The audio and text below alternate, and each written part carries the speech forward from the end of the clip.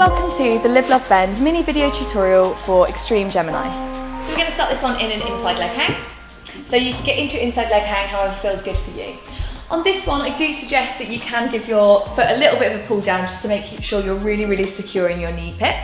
From here, relax all the way down into that inside leg hang. You're going to take the same hand as the back foot and you're going to flex that back foot now. You're going to reach, palm turns around to the top of the foot. From here, with a straight arm, I want you to kick your heel down towards the floor as much as possible and then point your toe.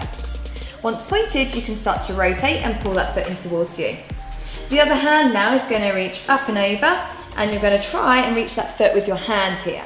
You can then adjust and shuffle up and walk higher. The higher your hands walk, the more you can pull. You want both shoulders past the palm. So from here, that's it, and then you can begin kicking that leg as much as possible towards the floor. Lovely. So come out, release the leg slowly, reach up, one hand and the other hand, and from here you can just slowly come down.